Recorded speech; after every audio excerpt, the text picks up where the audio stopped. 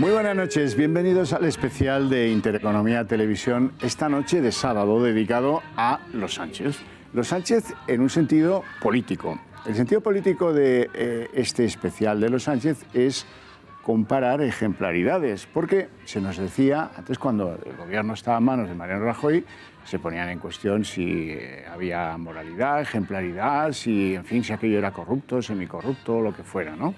Bueno, medimos por el mismo rasero a un gobierno que tiene ya 100 días de ejercicio y que durante este verano nos ha dado algunos episodios bastante curiosos. Ahora hablaremos en detalle de todos ellos porque no podemos pasar página. Yo creo que no se puede pasar página del episodio del Falcon, o no se puede pasar página del episodio Bégola Africana, o no se puede pasar página de la ligereza con la que se han inflado currículums y con la que se ha engañado o se ha falseado una realidad académica que es tan pobre como lo que algunos intuían.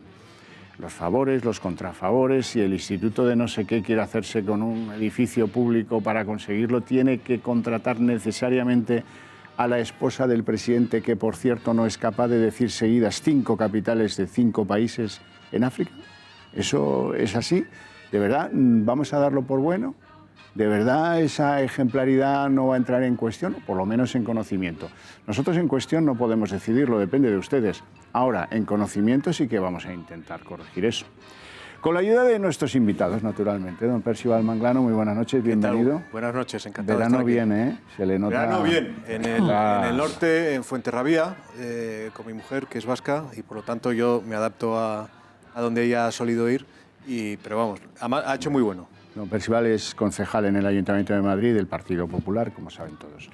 Don Eduardo García Serrano, que viene exultante de Morenez. De Segovia. Ha hecho usted una Morenez castellana de estricto cumplimiento. Ya le conocen. Amada Segovia, don Javier. Muy bien, así me gusta que haga usted patria.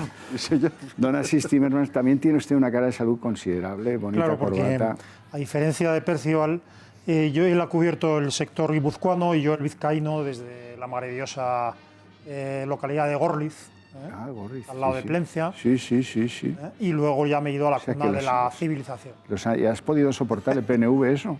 Bueno, el lugar de las élites del PNV de veraneo eran las vías de Plencia. Sí, por eso le digo. Lo que pasa es que yo voy yendo por... Yo me hago amigo de los supermercados y las tiendas y voy minando, digamos, el espacio. ¿Y la cuna de la natural. civilización cuál es? La cuna de la civilización es la tierra de mi padre, claro, Cádiz. Vale. Es así. Sin prejuicio, que no se enfade nadie. Que no se enfade nadie porque entonces ya fatal.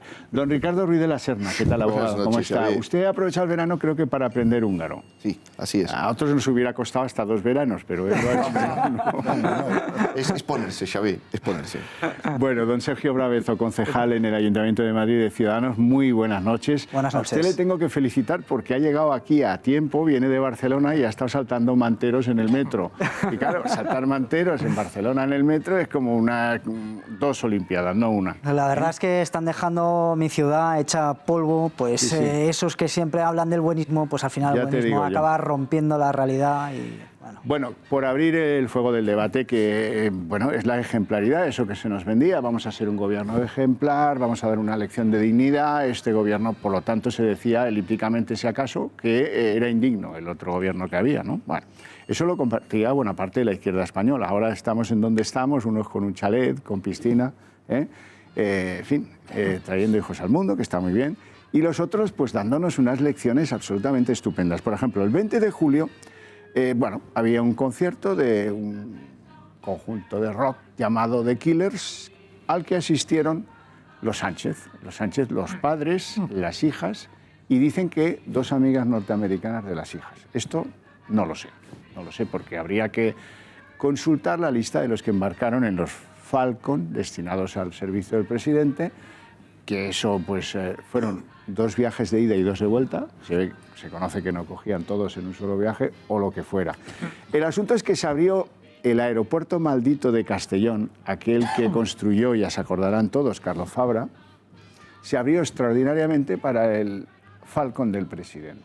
El presidente llegó con su señora, ahí lo ven en las imágenes, las hijas no aparecen en las imágenes, pero bueno, da igual. Estuvieron muy contentos en el concierto. Esto se trató de revestir de un encuentro un poco extraño con un socialista, Ximo Puig, con el que él no se lleva demasiado bien. En Castellón, que tampoco es la sede normal, natural de la autonomía valenciana, pero bueno, se cubrió con eso, eso duró 10 segundos y medio, la coartada, y a partir de ahí se echó el telón. Esto es un secreto de Estado, ¿eh? Que eso es tomarnos, a los españoles ya me perdonarán, tomarnos por gilipuertas o por gilipollas, no sé. Vamos a pasar página. ¿Qué haría? Yo pensaba, oye, esto es un poco viejo, se me ha quedado un poco antiguo esto del viaje a Benicàssim, pero resolví la duda. ¿Qué haría Ferreras con este material sobre la mesa? Pues oye, ¿por qué voy a ser yo menos, no? Incluso pretendo ser algo más, por lo menos en lo moral, ¿no? O en lo ejemplar. Y en lo intelectual y en lo cultural. En eso ya, lo digo yo. Eso lo dice usted, ¿de acuerdo? Eso lo digo Entonces, yo. ¿qué les ha parecido esto de resolver el asunto decretándolo secreto, top secret, secreto, confidencial, una cosa lastimosa? No pasaba esto no ha pasado en la democracia española hasta ahora nunca. Bueno, y recordemos también que cuando se le pidieron explicaciones a la egregia vicepresidenta del Gobierno, dijo que esto era parte de la agenda cultural del presidente. O sea, no solamente se intentó revestir, Sí. como bien ha dicho usted, con una reunión con el presidente de la Comunidad Valenciana, sino que después dijo, no, es que es parte de la agenda cultural del presidente. Vamos, como si ir a un concierto fuese la agenda cultural. Los festivaleros ahora es que generan agendas culturales. Bueno, esto es parte de quizá una de las partes más visibles de la gran mentira que ha supuesto la llegada de Pedro Sánchez al Gobierno de la Nación. Una mentira iniciada, recordémoslo, con la promesa de que nada más llegar al Gobierno convocaría elecciones, y eso evidentemente se olvidó, porque claro, tenía una agenda cultural que cumplir y no podía convocar elecciones, y que las contradicciones y las rectificaciones han sido constantes. Es decir, uno que viene a luchar contra la corrupción, esa fue la excusa para echar a Mariano Rajoy y que triunfase la moción de censura. Bueno, pues si esto no es corrupción, el usar pues, recursos del Estado para ir a un concierto, que venga Dios y lo vea. Y no solo eso, sino además colocar a todo el PSOE y parte de Podemos en las instituciones del Estado para vivir de la teta pública, ¿no? Bueno, pues de esto seguro que vamos a tener ocasión de seguir hablando. Sí, porque hay muchas más cosas, no solo es lo del Falcon. Don Ricardo. Como los que estamos aquí ya tenemos cierta edad, estoy seguro de que vosotros os acordáis de los papeles del CSID. Bien, bueno, aquel debate era si el Gobierno podía, sin más, declarar que un determinado documento o un conjunto de documentos, una actuación, era o no era secreto. Y se planteaba, bueno, esto entonces, ¿quién lo controla? Y durante mucho tiempo lo que se planteaba era, no, es que esto no tiene un control, esto es un acto del Gobierno, se puede controlar políticamente la Comisión de Secretos Oficiales, en su caso, pero nadie le puede decir al Gobierno qué considera o no que es secreto. Tuvo que llegar el Tribunal Supremo y decir, no, cuidado, claro que los actos pueden estar sometidos a un control a un control jurisdiccional.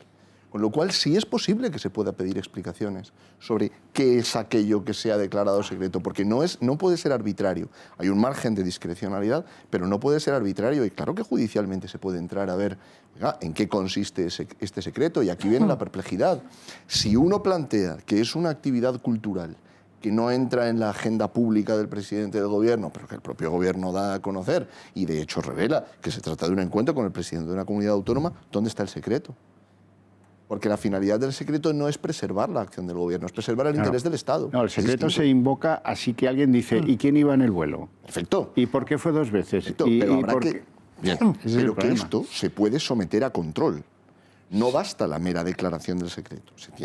Por si alguno no lo sabe, hay un ave estupendo que lleva de Madrid a Castellón en un tiempo récord. Luego resulta que nos vamos a Quintos de Mora y nos vamos... Eso es una vieja tradición socialista que inauguró Pepe Bono. Nos vamos en helicóptero. Quintos de Mora está de Madrid a 70 kilómetros. Pues eso. Así. Pero si el pueblo ya no puede ir en ave, porque ¿cómo va a ir? Las élites... Eso decía Guerra, ¿te acuerdas? Sí. No, es una cosa peculiar porque se ha impuesto otra vez la hiperlegitimidad de la izquierda, ¿no? Es decir, la contratación de la mujer de Sánchez en el Instituto de Empresa. Ahora iremos a eso. Es una cosa pues absolutamente fantástica. Es decir, todos estos gestos de Nuevo Rico o todos los gestos paralelos del señor Iglesias o el hecho, o sea, yo no voy a entrar me alegro de que sus hijos estén bien, pero el hecho de que hasta se aproveche la salida del hospital de sus hijos o a lo mejor de sus hijos, pues para hacer política de una forma rastrera y que no se le pueda recordar a alguien que no sé si matan los recortes, pero los que matan son los que trabajan para hundir la seguridad social o para hundir las cuentas públicas. Entonces, bueno, aquí sencillamente los gestos de Nuevo Rico y los gestos de que el Estado es mío son algo que se le puede reprochar a la derecha, pero que a la izquierda no. Y luego las emergencias sociales que ha alegado el Partido Socialista para su ocupación legal, por supuesto, del poder, yo no distingo entre legal y legítimo en un Estado de Derecho, pues eran sencillamente falsas. Sencillamente falsas, es decir, ¿qué tiene que ver ninguna de las cosas que el demagogo Iglesias anunció ayer, por ejemplo, el pasado jueves a la salida del Palacio de la Moncloa con la emergencia social? Es decir, seguramente lo más urgente que ha anunciado Iglesias en los últimos meses o en los últimos años, diría, sería la firma del Tratado de No Proliferación Nuclear. Una cosa supongo que firmará el Gobierno sobre firmas anteriores, dado que ese tratado está firmado más ni menos que cuando Felipe González, para encubrir, para adornar la entrada, es que yo me acuerdo de esto, decía Ricardo que ya vamos siendo mayores, ¿verdad, Ricardo? Es que esto ya no lo hemos leído, no lo hemos visto. Es que yo he visto a Felipe González anunciar que iba a proponer la firma del Tratado de No Proliferación Nuclear, ¿para qué? Para encubrir la entrada de la OTAN y punto, ¿no? Eduardo. Y lo firmó. Yo niego la mayor.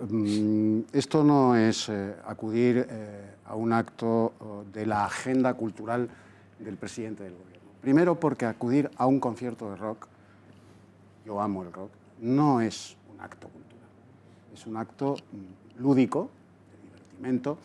Segundo, no es un acto cultural institucional. Luego, no es la agenda cultural del presidente del gobierno, sino la agenda lúdica del personaje, de la persona, Pedro Sánchez, que ha cometido un acto de oligofrenia. La oligofrenia es aquella enfermedad en que la edad mental de una persona es mucho menor que su edad biológica. Este muchacho está dispuesto durante los 2 años, por eso no ha anticipado elecciones, durante los 2 años que va a estar en la Moncloa, esperemos que ni un minuto más, a disfrutar, como carece de grandeza, él cree que asume grandeza, que se reviste de grandeza, utilizando los arreos del poder y los recursos del Estado, pues como si fuese Otto von Bismarck. Entonces utiliza un avión privado para ir a un concierto de rock y a tomarse una paella con el presidente de la Generalitat Valenciana. Como quiera que es presidente de la Generalitat Valenciana, lo revestimos de acto institucional. No lo es. Esto es un acto de usufructo ilegal de los recursos del Estado para su agenda privada. Exclusivamente. Sí, y no importa la cantidad, que no es enorme, son 20.000 o 20 y tantos mil euros, pero es el uso del aparataje y el encubrimiento de secreto oficial. No, Javier, es que lo importante de lo que ha sucedido con el vuelo es la poca responsabilidad. Es decir, un político tiene que demostrar que es responsable con lo que le dejan.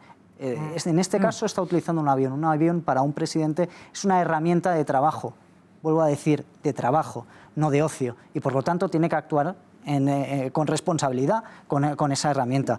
Quería hacer un poco de hincapié en lo que ha sucedido, porque a veces nos olvidamos. Pedro Sánchez, solamente llegar a la Moncloa, lo primero que ha hecho es reformar la misma. Lo ha reformado con 500.000 euros que ha gastado para reformar, en principio, un sitio donde iba a estar de manera interina, que iba a estar escasos días. Pero luego también el número de asesores que tiene hoy la Moncloa es el que mayor hemos tenido en democracia. Justamente en el mínimo corto de plazo de tiempo hemos tenido el mayor número de asesores, algo que me dice que es increíble por su parte.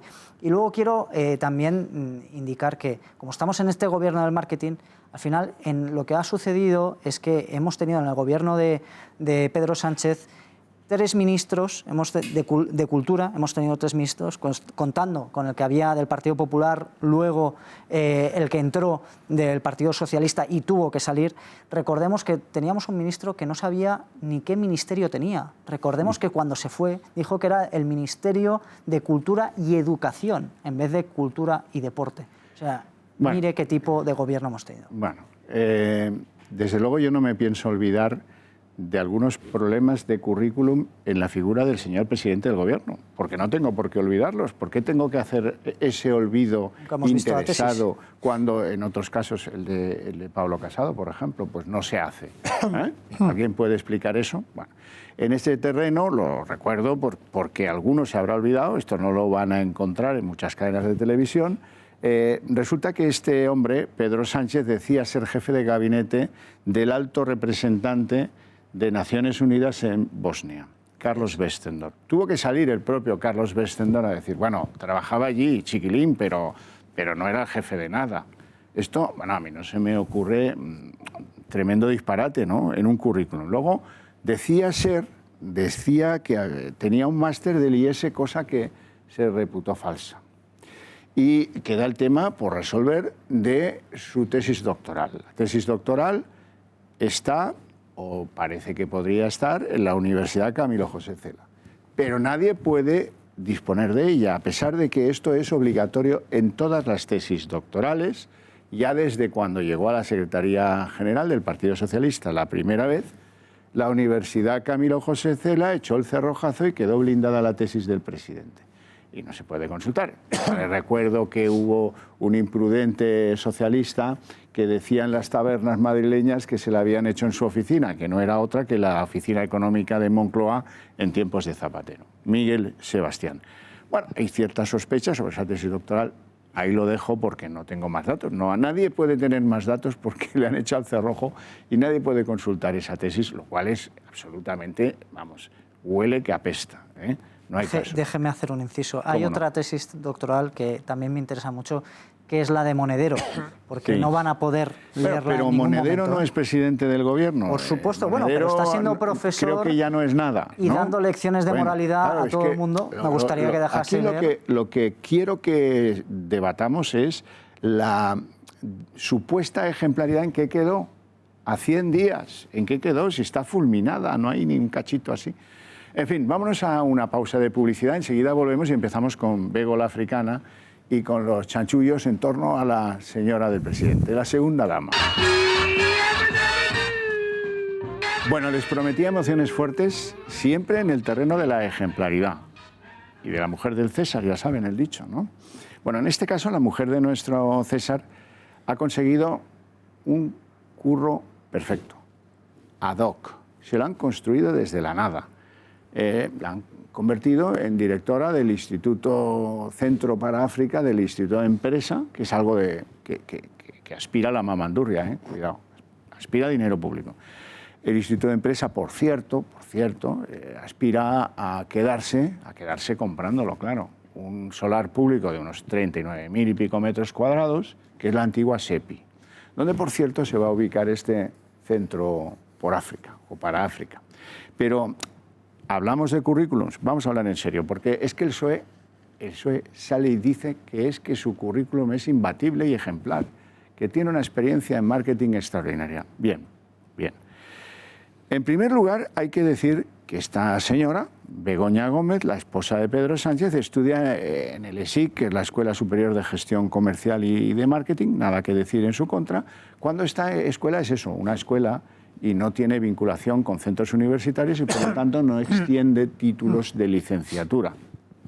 Extiende otros títulos privados, se llamaban antiguamente, en esta época también, títulos privados. A pesar de no tener licenciatura, mira tú qué cosa tan extraña, en la Complutense deciden que ha llegado Navidad y que le toca a esta señora la línea y el bingo. Y la convierten, sin estar homologada para poder serlo, no tiene esa licenciatura exigible, tiene otras cosas, sí, pero esa no. Directora de un máster de la Complutense que tiene por objeto aprender a pedir dinero para las ONGs. Ya se me antoja singular el propósito. La Complutense es la universidad más importante de España, ¿eh? Ojo, la que tiene más alumnos. Pues esto asombraría a todos los habitantes de Cómpluto, así, sin excepción.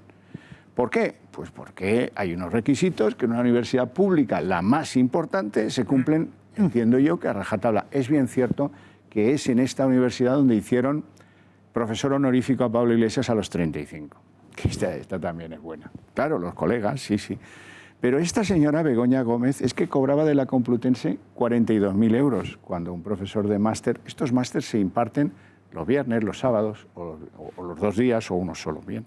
Normalmente los profesores de esto, los directores de estos tipos de másters raretes, están en 14.000 euros, está en 42. ¿Cómo? A base de lo que se conoce en el mundo universitario, don Ricardo, como complementos de destino, que son graciables. A ti sí y a mí no. Bueno, esto es lo que hace esta trayectoria irrefutable en el mundo de la docencia universitaria de Begoña Gómez. Muy bien, muy bien. Y antes que eso se preguntarán, porque su experiencia en marketing de la que tanto nos hablan, bueno, esa depende de una empresa en la que lleva muchos años, eso es cierto, entró en el 99, muy jovencita, y que se dedicaba, esta empresa de la cual ella fue directora y socia, se dedicaba a explotar gente del abundante mundo del desempleo en los años 2007, 2010, 2012, ofrecerles contratos basura, precarios a morir, y luego una dureza en las formas que hace que algunos de los afectados haya declarado que aquello era mando militar y si no te gusta la calle y te exijo que hagas 30 contrataciones a puerta fría y si no te vas al cabo, vamos, que entraban y pasaban, estaban 8 días y se iban.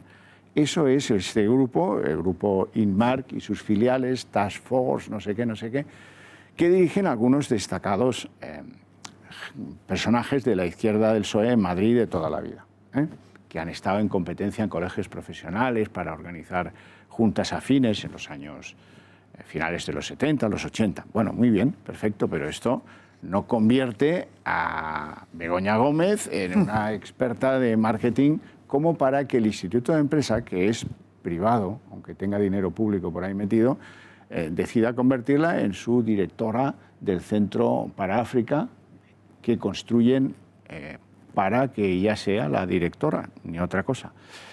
Moncloa se apresura en que los ingresos que va a tener la presidenta del Gobierno forman parte de su privacidad y no tenemos derecho a conocerlos. Bueno, puede que sea así, pero desde luego esto desdice eso del portal de transparencia y esa ambición de que con nosotros esto va a ser diferente. Y cualquier español tiene derecho a sospechar que este es un traje a medida que se le hace tal vez para que el Instituto de Empresa obtenga esos edificios de la SEPI o para, vete a saber qué, pero por algo. Nadie cree que esto es por nada, entre otras cosas porque la señora Begoña Gómez, pues de África está... Ni idea. ¿Esto cómo se explica? En el terreno universitario, don Ricardo, ¿qué explicación le daría a usted? Un centro privado puede contratar a quien considere. Sí. Lo que pasa es que estamos en un momento en el que habría que hacer varias reflexiones. La primera de ellas es que iría quizá un poco a un momento anterior de lo que planteabas. Si todo esto de los títulos no está exagerado, es decir, si realmente tenemos la idea de que el hecho de tener títulos es un requisito para la vida pública, cuando históricamente ha habido personas que no necesitaron títulos para ser grandes estadistas y para poderse dedicar a la vida pública o tener un papel en la sociedad. Y creo que esto... Pero no ese es el debate. Déjame que termine donde quiero llegar, Eduardo. Pues digo esto porque se ha creado en España una situación de tensión y una situación de exacerbación de estas cuestiones que nos lleva a situaciones absurdas como esta que tenemos. Hubiera sido mucho más natural decir sí, se ha contratado a la persona que se estimó idónea y punto, en lugar de tratar de revestir una decisión que a fin de cuentas un centro privado puede adoptar como le parezca. Es verdad que en el plano de la ejemplaridad que mencionabas antes, Xavi, la decisión de crear un centro para África y de nombrar a una persona que tiene un vínculo familiar, que es esposa del presidente del Gobierno, nos puede mover al escándalo. Yo estoy de acuerdo contigo en esto. Lo que pasa es que creo también que tenemos que reflexionar acerca de los mecanismos de control y acerca de los mecanismos de supervisión que existen respecto al entorno familiar. En los Estados Unidos, por ejemplo, la primera dama es una figura que está regulada y tiene una oficina, y tiene una jefatura de gabinete y tiene un personal a su cargo. En España no tenemos nada de esto. No digo que haya que hacerlo. Lo que digo es que nos encontramos en una zona gris en la que es cierto que incluso cosas que podrían justificarse sin más, si aquí no estamos hablando de una... Pero claro, es que su marido llegó a donde está, por cierto, sin que le votáramos, llegó a donde está presumiendo de ejemplaridad porque hay que cambiar esto, porque esto viene muy retorcido y muy emponzoñado. Sí, sí. Claro, chico, pues si en 3 meses escasamente tenemos sobre la mesa estos datos, resulta que, dime de qué presumes, ¿eh? Claro.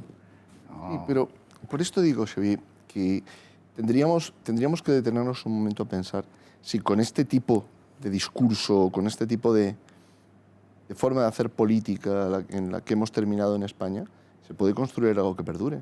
Porque claro, nosotros tenemos la idea de que no, todo estaba emponzoñado, todo estaba fatal. Y entonces, bueno, pero eso no es hacer política, no nos engañemos. Bueno, no es hacer política, pero estar en la Moncloa, Sergio. O sea, estoy de acuerdo contigo, esto no debería ser. O sea, creo que hay muchísimos temas encima de la mesa que tenemos muy importantes, de verdad. Es que estamos hablando de esto y claro, se quiere hacer política con algo que no es. ¿Qué está intentando hacer? Pues bueno, pues con los vestiditos, con las formas, con lo que envuelve a todo lo que tendría que ser la política. Tenemos un problema, mira, quiero hacer hincapié porque es que me parece gravísimo. Yo que he estado viviendo en varias comunidades autónomas, he estado en Andalucía, en Cataluña y ahora en Madrid, no hay una tarjeta sanitaria única. No hay. Y es que estamos discutiendo otras cosas en el Congreso de los Diputados muy adelantadas que dice, bueno, si está muy bien llegar a ese punto, pero es que no hemos salido ni a comenzar a correr, no estamos ni caminando y ya ustedes están pensando en que han llegado a la meta.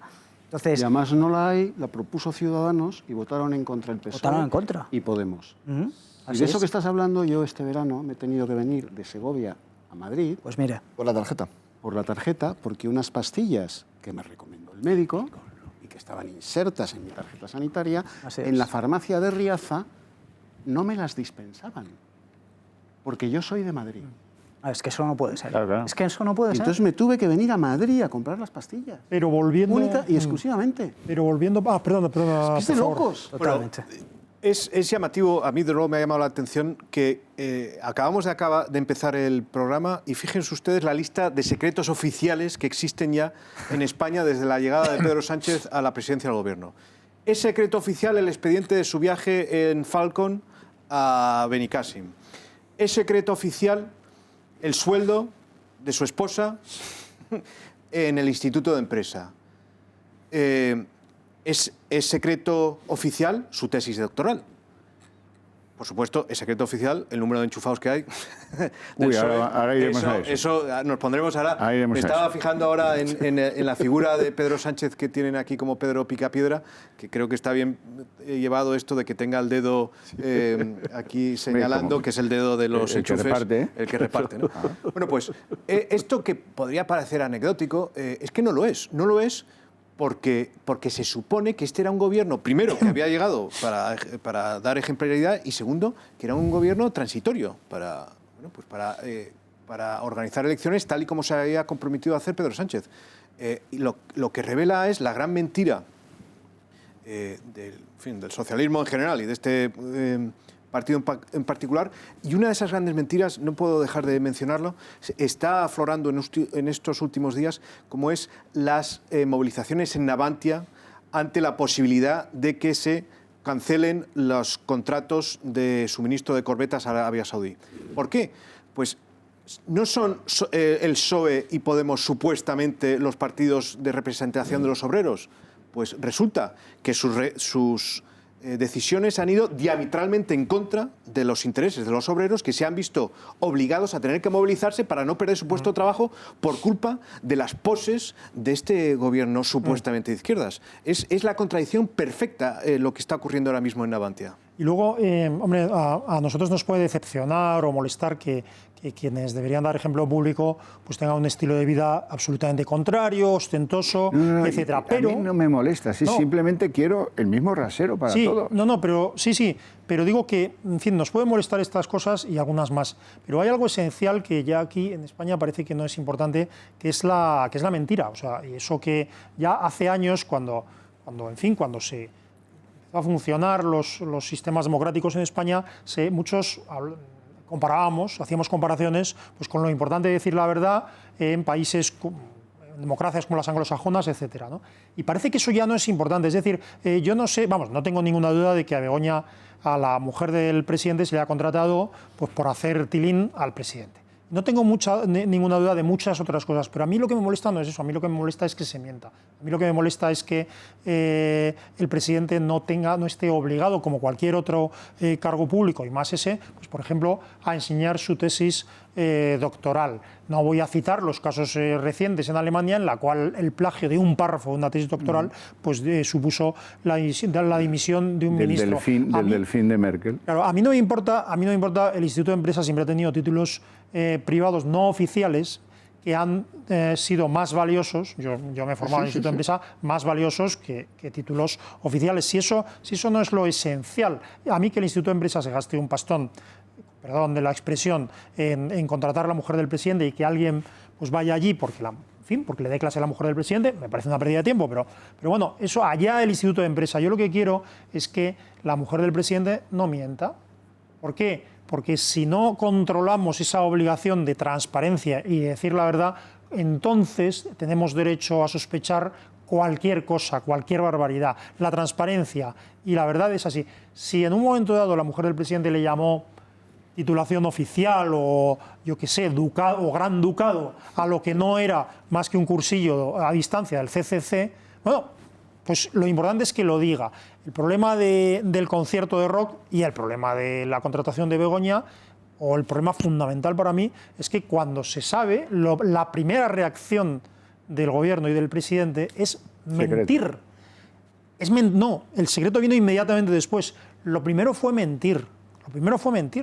Entonces, eso es lo grave. Y por mentiras muchísimo menores han caído gobiernos en sitios razonables. Fíjate. Vamos a ver, cuando tú en la oposición te pones, que es lo que hizo Pedro Sánchez y lo que hizo Pablo Iglesias, respecto del gobierno del PP, te pones el hábito de Jerónimo Savonarola y estás con el dedo acusador, ¿eh?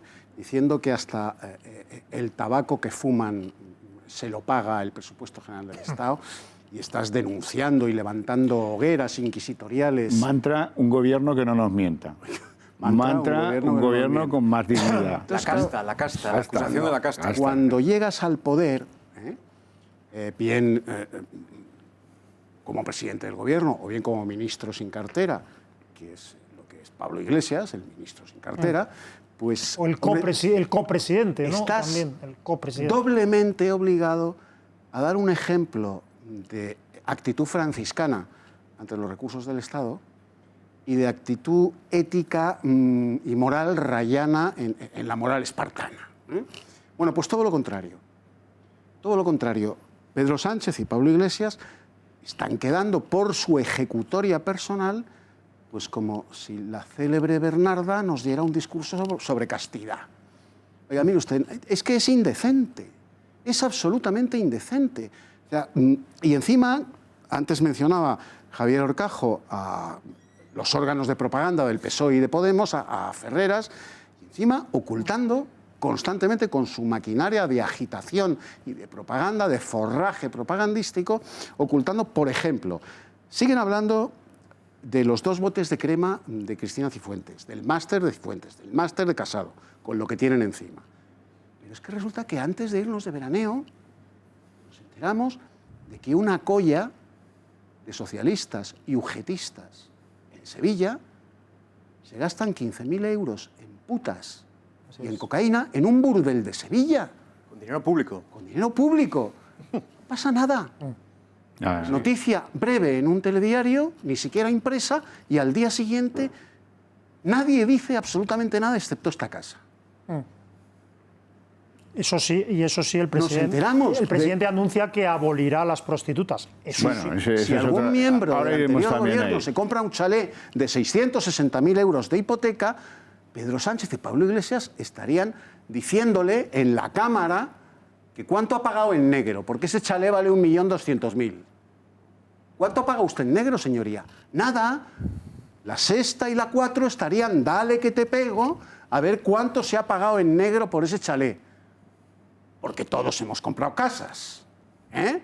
Y una cosa es lo que se hipoteca y otra cosa es lo que se paga por fuera. Nada, no pasa absolutamente nada. Don Ricardo. Me hacía gracia la comparación que traía Eduardo de Savonarola, porque Florencia nunca se recuperó de la dictadura de Savonarola. Es decir, Savonarola mató al Renacimiento florentino. Después de esto se terminó. Pero decía creo que hay que situar o hay que añadir otro aspecto. Decía así, es la cuestión de la mentira. Era completamente innecesario. Hemos llegado a un punto en el cual se llega a mentir sobre cosas que son irrelevantes o que no deberían ser importantes. Grandes personajes de la vida pública, con responsabilidades ejecutivas y sin ellas, han carecido de estudios o no los terminaron. No pasa nada. Es decir, uno debería tener el coraje de decir, bien, sí, tengo los estudios que tengo. Y esto Winston Churchill no era universitario. No me inhabilita. ¿Cómo? ¿Qué más da? ¿Cómo? ¿Y Borges? Winston Churchill no era universitario. Y ahí lo tienes. Entonces, Premio Nobel de Literatura. Entonces, llega un punto en el cual, cuando nosotros... De hecho, una de las cosas que nunca le perdonaron a Borges fue que él se resistió a entrar en el circuito de la academia. Él prefirió dedicarse a la estricta literatura, aunque finalmente terminó de profesor de literatura. Pero lo que me parece relevante es que tendríamos que atrevernos a decir también estas cosas en España. Oiga, hemos llegado a un punto en el cual aquí parece que si una persona no tiene una titulación, aunque tenga que mentir para ello, carece de valor para la vida pública. Y es exactamente lo contrario. La vida pública lo que debería tener valor es la virtud, la capacidad de ser fiel a las propias convicciones, a los propios principios. Las experiencias exitosas. Claro que sí. Pues no. Mira, me viene al pelo, don Ricardo, le agradezco mucho, porque ahora vamos a repasar algunas de las suertes a dedo que da Pedro desde Moncloa y que van a conseguir algo verdaderamente insólito, que la empresa nacional del uranio la maneje un filósofo valenciano, creo que es amigo de Ábalos, eso está bien, ser amigo de Ábalos, pues también ayuda. Pero claro, yo desde Homer Simpson no recuerdo que un filósofo se acerque, y le considero alto, se acerque a una central nuclear, ni por lo que se dijo, pues aquí es posible porque yo lo valgo. Vamos a verlo. Aunque si repasamos el verano de Pedro Sánchez en el plano político, no podemos olvidarnos del goteo de nombramientos en empresas públicas, porque ha sido incesante. Tanto que en apenas 2 meses ya se ha deshecho de la herencia del Partido Popular en las compañías de capital público y ha ubicado en estos codiciados sillones a personas cercanas a él mismo o a miembros de su ejecutivo. Por ejemplo, no están nada mal retribuidas las presidencias de Loterías y Apuestas del Estado y la Sociedad Estatal de Participaciones Industriales, que serán ocupadas por Jesús Huerta y Vicente Fernández, respectivamente. Ambos proceden de la Junta de Andalucía, en donde colaboraron con la ministra de Hacienda, y en sus nuevas funciones percibirán más de 200.000 euros brutos al año cada uno. Aunque el de José Vicente Berlanga es sin duda uno de los nombramientos más sorprendentes. Funcionario de carrera de la Generalitat Valenciana y cercano al ministro de Fomento, Berlanga es licenciado en Filosofía y Ciencias de la Educación, formación que podría no ser la más adecuada para ocupar la presidencia de la empresa nacional que el presidente ha querido darle. Otras 2 designaciones de marcado carácter político y que bien podrían ser ambos un agradecimiento por los servicios prestados son los de Juan Manuel Serrano y Óscar López. El primero de ellos fue jefe de gabinete de Sánchez y uno de sus colaboradores más estrechos.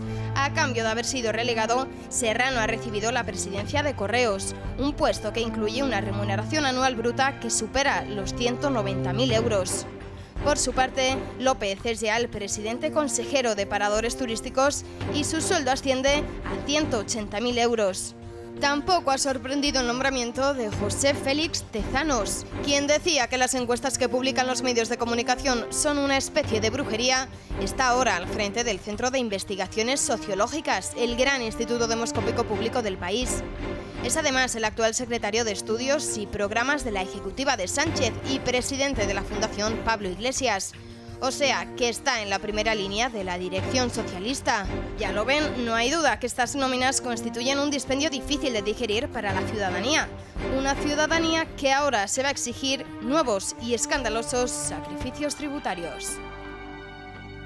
No han desperdiciado ni una sola oportunidad, han ido a por todas y de saque. O sea, parece que esto era un plan preconcebido y que esto de la temporalidad a la que hacía referencia tú antes, Percival, pues no, porque ya los ves venir de lejos. Mira lo que ha pasado en Radio Televisión Española con una administradora temporal que se limita a firmar para que no se paralice la actividad, según parece nuestra manera de hacer mercantil. Y sin embargo, pues ha metido una barrida con lejía desde el primer al último escalón. Sí, sí, así es. Como que viene a quedarse por una larga temporada. El predecesor en la empresa nacional del uranio, ¿qué formación tenía? Ingeniero industrial, especialista en energía, con másteres y diplomas en alta dirección. Porque es un cargo técnico. Claro, no es la primera vez. Se ha convertido una empresa en una forma de remuneración política. Perdóname que te interrumpa. No es la primera vez que eso pasa en la política española, y seguro que en el gobierno de Aznar había algunos, y en el gobierno de Rajoy habría otros. No digo que no, pero es que lo que quiero significar es que no ha habido cambios, que hay políticos que ocupan cargos puramente técnicos, sin experiencia, que acredite que pueden mejorar la gestión, que estaría muy bien que el sector público mejorase su aportación a la economía nacional, pero no, es una fuente de privilegios y de dádivas. Y para cubrir a los amiguetes, ¿qué importa que el tío que va a dirigir correos no sepa a qué lado se pone el sello? ¿Qué más da? Abundando en la idea de la mentira, que creo que es muy relevante, otra de las mentiras que me parecen sonrojantes de este gobierno es, has hecho alusión a ello, lo de la despolitización de Televisión Española. Es decir, que se utilice este adjetivo para encubrir lo que es una purga política de libro en Televisión Española, para quitar a todas aquellas personas que no sean estrictamente afines o a Podemos o al Partido Socialista, sobre todo a Podemos, y vamos, la purga ha sido tal, o sea, son decenas y decenas de cargos que han cambiado, que incluso han conseguido que ocurra algo que no había ocurrido nunca en la historia de Televisión Española, que es que trabajadores de Televisión Española se quejen de la imposición progresista socialista en los cargos. Esto ha ocurrido esta misma semana. Sí, sí, es así. Y una cosa añadida, se hablaba antes de las excusas y de los trampantojos que se utilizan para ocultar todas estas cuestiones de las que estamos hablando, el máster de Casado, las cremas y demás, pero no hemos mencionado el trampantojo por excelencia, que es Franco. Bueno, ahora iremos. Si es que supongo que vamos a hablar, pero es que no podemos dejar de mencionarlo. Vamos, que en agosto habíamos estado hablando de Franco. Es el eje político de los 3 meses. ¿Qué habríamos sido los españoles sin el intento de exhumar a Franco? Nada, hubiera sido un verano perdido. Pero antes de llegar a eso, Timmermans, voy contigo, lo que me parece más asombroso es que hay encuestas, la de La Razón o la del Español, que vienen a coincidir, en mayor o menor medida, en que llegar a la Moncloa y besar el santo, y que esto al PSOE le va de cine, le va de película. Por ejemplo, esta es la de La Razón. Bueno, pues en esta encuesta lo que dice es que el PSOE empata al PP y que tiene una mejora importante hasta el 27,8% de intención de voto. Luego veréis la del Español, que viene a coincidir en que un aumento espectacular, aunque no tanto, ¿no? Es verdad. Pero quiero decir, hay un efecto, bueno, no soy, quiero decir, otros de esta mesa lo conocéis perfectamente, pero hay un efecto inmediato en el cual cuando alguien gana unas elecciones o accede directamente al gobierno, inmediatamente no solo obtiene un plus de preferencias en el electorado, sino que incluso el recuerdo de voto difiere del voto real, es decir, a la noche siguiente de por ejemplo, en que Podemos ganó las elecciones, obtuvo 1 millón y pico de votos en las elecciones al Parlamento Europeo, me parece que tuvo 5 diputados, había muchas más personas, había aproximadamente 2 millones de personas que recordaban haber votado el día anterior o 2 días antes a Podemos. Pero esto es natural y esto, quiero decir, aunque nos parezca, a mí me parece muy grave lo que está ocurriendo por muchos motivos y me parece muy dramático el daño que se está haciendo a la sociedad española. Pero a mucha gente lo que le parece sencillamente es que el PSOE ha llegado al poder, además en confluencia o en colaboración con Podemos y con los golpistas, y que no pasa nada. Quiero decir, entonces de alguna manera eso le da un plus de legitimidad. Y por otra parte no podemos olvidar, aunque no voy a entrar en ello, digamos, los procesos por los que ha transitado a la vez el resto de partidos políticos. Ricardo. Seguimos hablando de los altos cargos y de esta cuestión, Xavier, porque yo creo que tenemos que hacer una distinción entre lo que son altos cargos representativos o que tienen una función representativa, diputados, senadores, etcétera, o las personas que están dedicadas a la vida pública en general. Podríamos incluso pensar en la esposa del presidente del gobierno, que tiene cierta exposición. Y hablaba antes de la importancia de la virtud, de los principios, de los valores. Y tendríamos que diferenciar esto de los cargos técnicos. de las personas que entran en una institución que tiene una finalidad técnica y que también son cargos de designación, de confianza, pero que tienen una parte técnica. Y aquí, claro que es importante conocer el campo, bien por título, bien por experiencia, por dedicación profesional, por lo que sea, pero tener un conocimiento del campo que se va a realizar.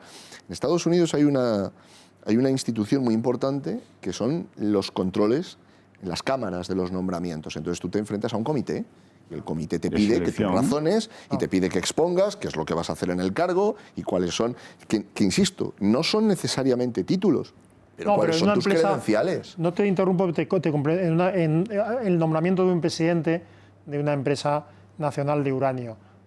Imaginemos, claro, y lo lógico sería que si es una empresa pública, que hubiera una comisión técnica o política o ambas cosas en el Congreso que examinara al presidente, que le preguntara al candidato qué sabe usted, qué experiencia tiene, qué ocurre, que claro, ni siquiera, seguramente, el que ha sido nombrado presidente de la Empresa Nacional de Residuos ni siquiera se prestaría a la vergüenza de llegar allí y decir uranio, eso que es litio, sodio, potasio, ruido, ciso, francio, y no llego más.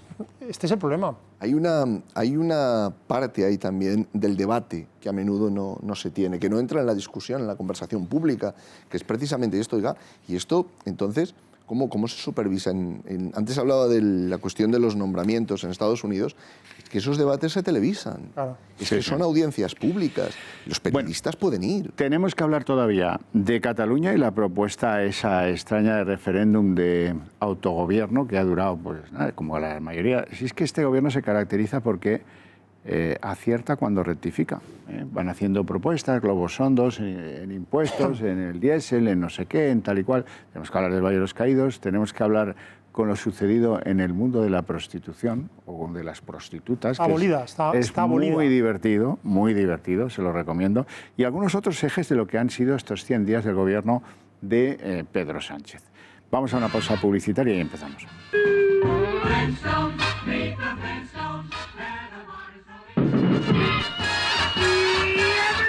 Nadie dijo que iba a ser fácil. Vean con quién llegó al gobierno y entenderán que esto nadie presumía que fuera fácil. La sensación que da es, si alguno tiene la imagen de aquellos circos de los años 60 o 70, en los que salía un chino que con un palito sostenía unos platos que giraban y daban vueltas y se esforzaba en que no le cayera ningún plato, pues esa es la sensación que da Pedro Sánchez a 100 días de haber llegado a la Moncloa. El plato más escandaloso, porque da la sensación que no controla en absoluto el movimiento, es el de Cataluña. Proponerle a los indepes a estas alturas de partido un referéndum sobre la autodeterminación es que, vamos, no se han revolcado de risa de casualidad. Vamos a recordar esa propuesta de Sánchez. El hecho final tiene que ser una votación, pero esa votación no puede ser por la independencia o por la autodeterminación. Tiene que ser por un fortalecimiento del autogobierno de Cataluña, que en definitiva, a mi juicio, es lo que mayoritariamente aglutina al conjunto de la sociedad catalana. Esta votación es un referéndum, como le está pidiendo el presidente Quim Torra en los encuentros que tienen. Sin duda alguna es un referéndum por el autogobierno, no por la autodeterminación. El referéndum lo propusimos nosotros y aceptaremos el referéndum de autodeterminación, claro que sí.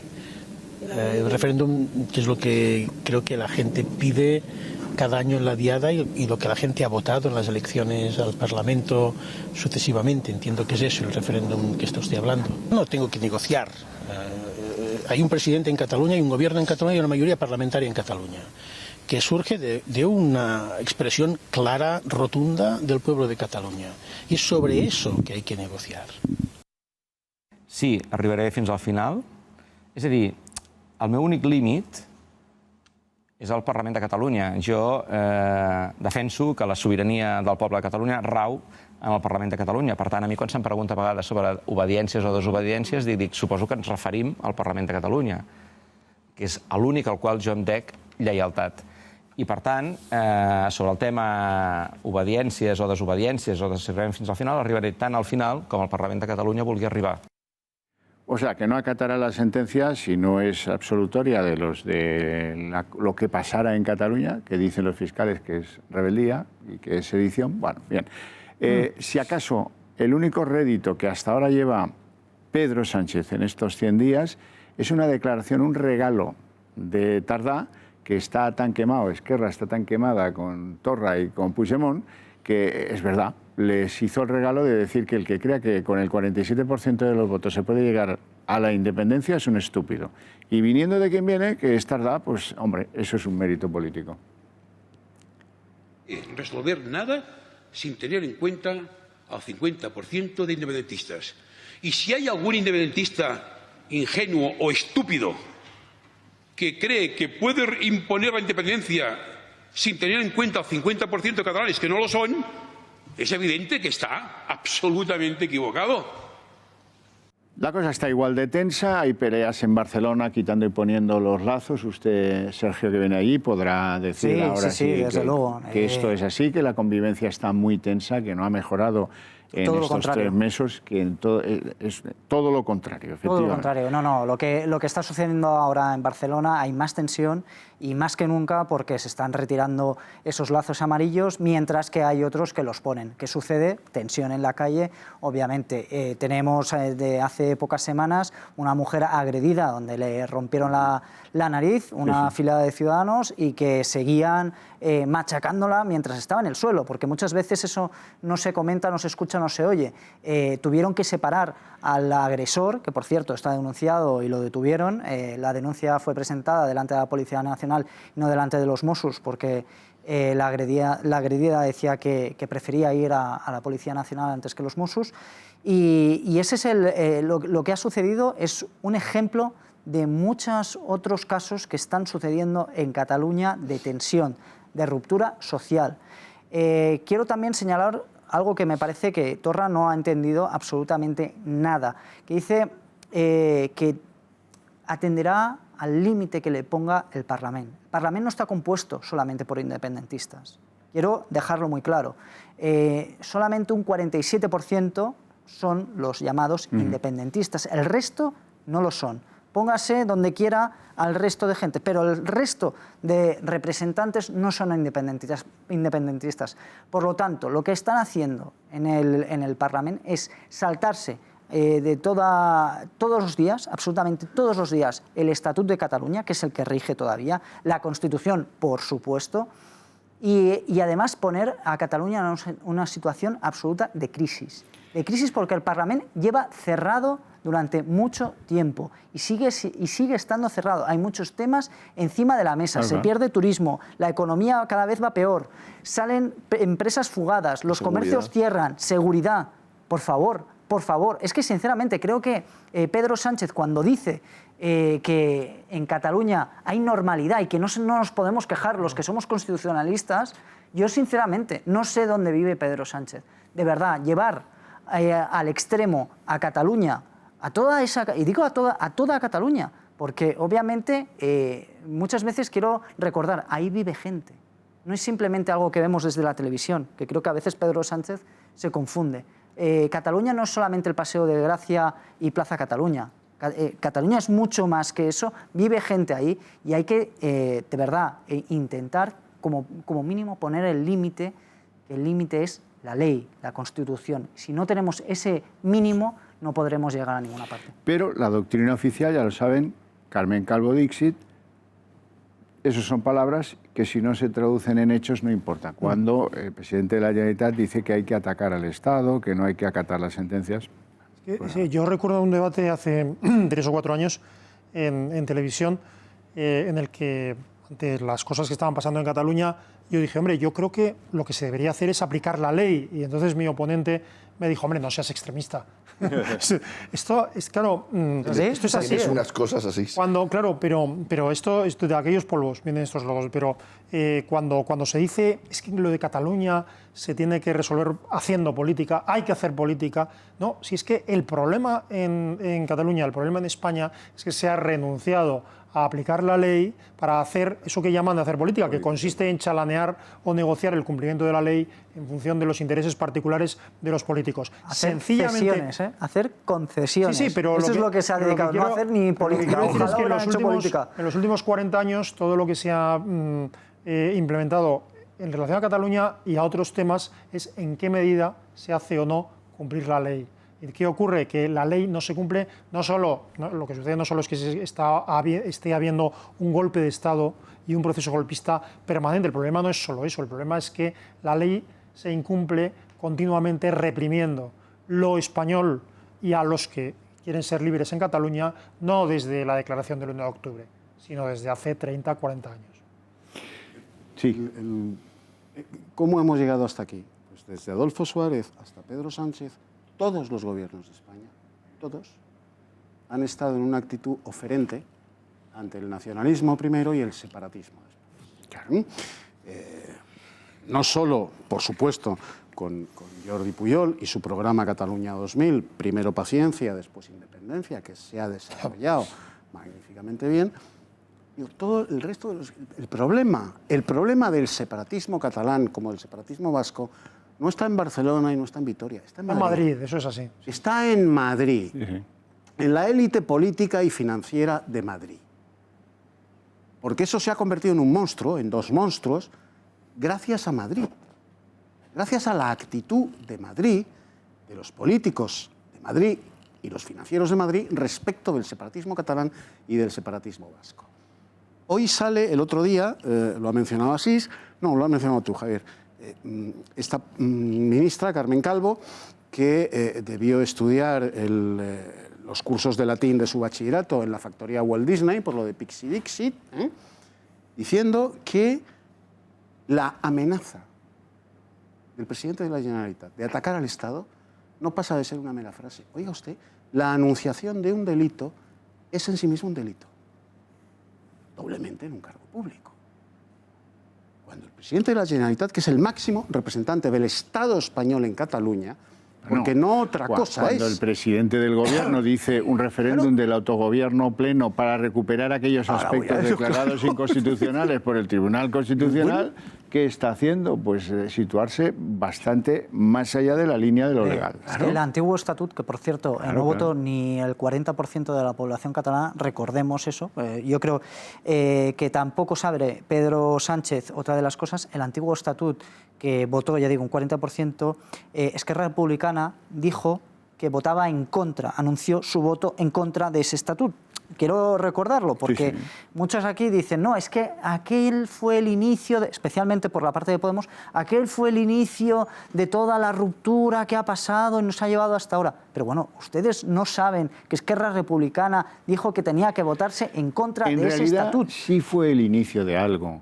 Fue el inicio de que un señor socialista llamado Montilla se ponía al frente de la manifestación reivindicando el estatuto. Bueno, tuvo que salir corriendo. Y el PSC con él. Recordemos. Y el PSC con él. Eso sí que cambió el statu quo de las fuerzas políticas allí, porque el PSC, que había sido, bueno, con alguna disonancia, aquello de que decía Maragall de el federalismo asimétrico y alguna cosa, y alguna fuga que se les marchaba uno y tal, pero cuando llega lo del estatuto y Montilla se pone al frente de la manifestación como presidente de la Generalitat, que era en defensa de lo que el Constitucional les dice que no cabe, pues a eso sí que rompe el statu quo. Cosas tan graves como decir que Cataluña tenía que tener todo el poder judicial independiente del resto de España. Por lo tanto, hubiera puesto en jaque a la democracia española directamente. De todas maneras, así yo sí creo que este tema catalán será el Waterloo de Pedro Sánchez. Sí, efectivamente. Probablemente lo sea en los presupuestos ya, y si no lo será más tarde, pero que desde luego el platillo que menor velocidad alcanza en el giro del chino de las atracciones de Pedro Sánchez es el catalán. Pero con daño. Porque lo han puesto ahí para eso. Daño para el resto. Claro. Lo han puesto ahí para eso, Javier. Si es que, y además digo bien, lo han puesto. Los separatistas y los podemitas, que lo mismo me da que me da lo mismo, han puesto a este monigote en la Moncloa, porque es un monigote de ellos, para que abra la puerta de la independencia. Lo han puesto y tiene que cumplir, porque si no, lo van a sacar de la Moncloa. Mira, una de las cosas que, y además en estos días se cumple ya un año, una de las cosas que tenemos que valorar de lo que viene ocurriendo en Cataluña, yo también creo que desde hace mucho tiempo, desde hace décadas, es que ha habido dos cosas que se han batido en retirada. Una ha sido el respeto a la ley y la otra ha sido el valor, la decisión. la capacidad de hacerle frente a un desafío que se viene lanzando desde hace mucho tiempo. Y creo que en este sentido sí que hay una situación que ahora mismo requiere de exactamente lo contrario que se está haciendo. No requiere de cesiones, no requiere de concesiones, no requiere de apaciguamiento, requiere de firmeza y de imposición de la ley. ¿Claro? Cuando mencionaba antes Sergio la agresión contra esta mujer, el incremento de la violencia que se viene viviendo no comenzó con la violencia física, comenzó con una violencia verbal y simbólica. Totalmente. Perpetuada durante Amenaza. décadas, normalizada en el discurso público. Y esto se consintió y se toleró sobre texto de la prudencia y sobre texto de una mala comprensión de la política, y terminó asfixiando con las posibles reacciones que se puedan haber producido. Hay una expresión que es muy desafortunada, ¿no?, que es la de la España, cuando se habla de la Cataluña silenciosa o de la España silenciosa. Digo que es muy desafortunada porque parece que era algo que los ciudadanos habían decidido, cuando en realidad era un silencio que venía impuesto, y que allí donde se pudo romper se rompió, y que allí donde se pudo resistir se resistió. Hay que recordar la figura siniestra de los maulets, por ejemplo. Hay que recordar la violencia que se ejercía, no ahora, sino mucho tiempo atrás, y que aparecía normalizada. ¿Por qué digo esto? Porque antes mencionabais lo de Waterloo, que de nuevo es un ejemplo histórico muy interesante. La derrota de Napoleón en Waterloo no viene dada tanto por errores estratégicos de Napoleón, viene dada porque los británicos resisten las cargas del ejército francés hasta que llegan los refuerzos prusianos, por la resistencia, por la firmeza, que es lo que en España está faltando. Cada mensaje que se transmite, y además Waterloo por el lugar donde ha estado Puigdemont, cada vez que se plantean cesiones, concesiones, y a mí confieso que los símiles militares en este contexto no me gustan nada de nada. Son muy elocuentes. Sí, pero es que desgraciadamente quien ha asumido la retórica, o quien ha planteado la retórica en términos de enfrentamiento, no han sido los constitucionalistas en Cataluña, han sido los nacionalistas. Hay que recordar la figura terrible del movimiento Arran, de los jóvenes violentos. Entonces, frente a esto solo y el titubeo, digamos, estos 100 días de gobierno Sánchez han sido todo titubeo, con Lola Delgado y no voy a cubrir al juez del Supremo, sí tengo que cubrirle, vamos a rectificar porque se nos echa encima el mundo judicial, en fin, un desastre. Creo que un buen resumen de la situación en la que nos encontramos ahora en Cataluña es que, como bien decía Sergio hace un momento, Torra diga que él solo se debe al Parlamento catalán y el Parlamento catalán lleve 3 meses cerrado. Es que es eso el problema fundamental, porque evidentemente él no se debe a ninguna institución legal. Él se debe a Puigdemont, a Waterloo, a la estrategia de ruptura de los independentistas que le ha llevado, recordémoslo también, a romper con Esquerra Republicana. Veíamos las declaraciones antes de Tardá que lo que reflejan en gran medida es esa tensión que hay entre Esquerra y el PDeCAT o el nuevo partido que quieren crear, que es además lo que ha llevado a que no se abra el Parlamento, porque se ha convertido en una institución ingobernable por sus enfrentamientos internos. Con lo cual, Cataluña está al borde del caos institucional. Una comunidad autónoma no puede funcionar con un Parlamento cerrado.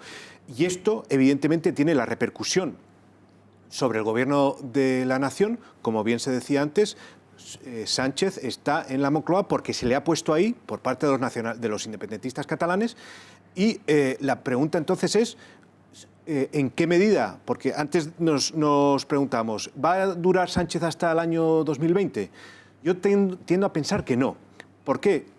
Pues porque habrá un momento en que a los independentistas catalanes ya no les interese que Sánchez siga se le acabará la gasolina y dirán, venga, esto se ha acabado, elecciones que nos interesa y al próximo gobierno. Y una cosa, hablaba Ricardo antes de valor, creo que en parte la política de los últimos días de Rajoy y claramente la de los primeros de Sánchez ha sido desactivar el valor en Cataluña, es decir, desactivar la resistencia de los catalanes en Cataluña, que por cierto se han demostrado, vamos, no es un elogio, es que los mejores españoles ahora mismo son los que intentan serlo que resisten libremente allí en Cataluña. ¿Por qué? Porque es donde más difícil es serlo. Bueno, vamos al gran argumento del verano, que ha sido la exhumación del cadáver de Francisco Franco, el Valle de los Caídos, los titubeos del presidente, que un día decía que aquello podía ser un lugar, pues, de reunificación, de pacificación, otro día que no, que aquello era imposible, que mala idea tuve,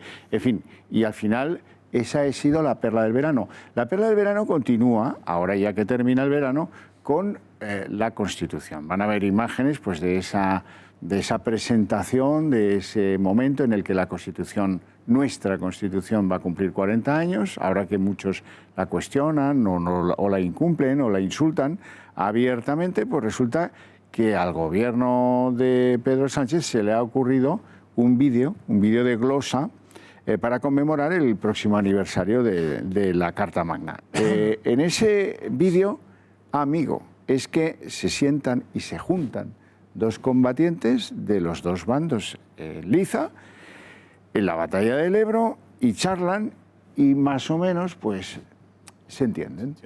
Y esto a la ultraizquierda de Pablo Iglesias le parece un insulto gravísimo. Vamos a ver siquiera un fragmento de ese vídeo dedicado a la Constitución, que, bueno, que ha tenido tanta crítica por parte de Podemos y de algún otro que está que echa humo con que se reconozca la existencia de dos bandos.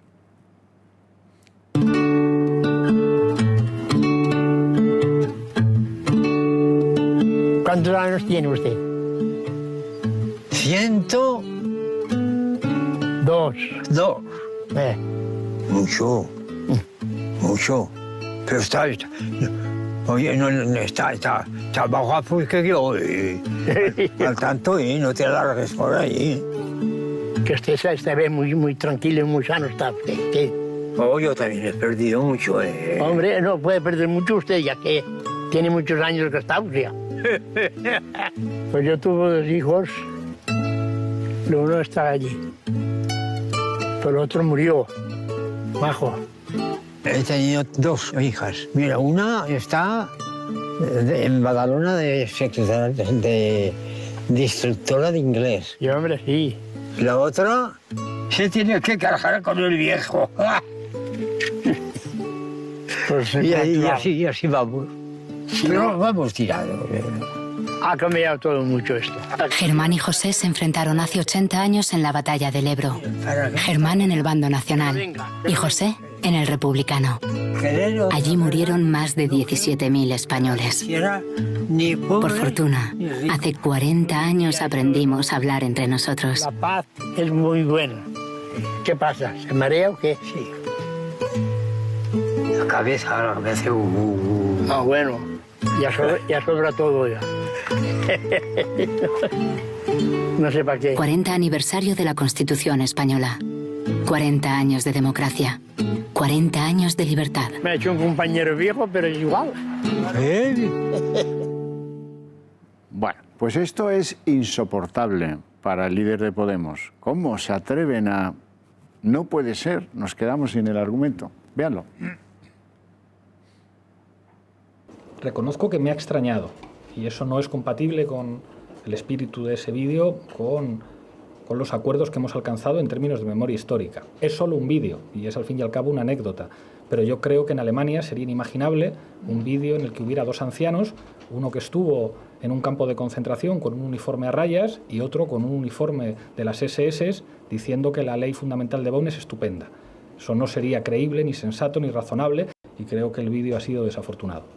No se me ocurre un ejemplo más estúpido que el que pone el señorito Iglesias. Y además, claro, es que le entra urticaria a la que ve algo de concordia, de conciliación, de buen rollo, de superación de algo, que en el fondo la imagen del vídeo es preciosa porque nos deja muy claro que ha pasado muchísimo tiempo de todo aquello, ¿no? Muchísimo Vamos a ver, tiempo. Javier, si me permites, el argumento manejado por Pablo Iglesias es un argumento vil. Por 2 razones. Parte de un apriorismo absolutamente falso, que es comparar la Guerra Civil Española con la Alemania nazi. Comparar la figura del general Franco con la de Adolfo Hitler. No hay ni un solo punto de concordancia histórica, política y militar. Segundo, él, que pertenece a un partido que fue aliado de los nazis, aliado de los nazis. Stalin, a través del pacto de no agresión germano-soviético, Ribbentrop-Molotov, fue aliado de los nazis hasta el punto, querido Pablo Iglesias, de que cuando se produce la invasión de Francia, de Bélgica, de Holanda y de Luxemburgo por la Wehrmacht, el Comintern, Stalin da orden a través del Comintern, de la Internacional Comunista, a los partidos comunistas de Francia, de Bélgica, de Holanda y de Luxemburgo de no participar en la resistencia frente a la Wehrmacht y de denunciar a aquellos belgas, franceses, holandeses y luxemburgueses que estuvieran luchando contra la Wehrmacht en sus respectivos territorios nacionales. Son los partidos comunistas de esos países, o sea, los de Pablo Iglesias, los que entregan a la Wehrmacht a los resistentes. Segundo, a través de ese pacto, los comunistas de Stalin entregan a Adolfo Hitler a los comunistas alemanes que habían huido del poder de los nazis y del régimen de Adolfo Hitler a la Unión Soviética.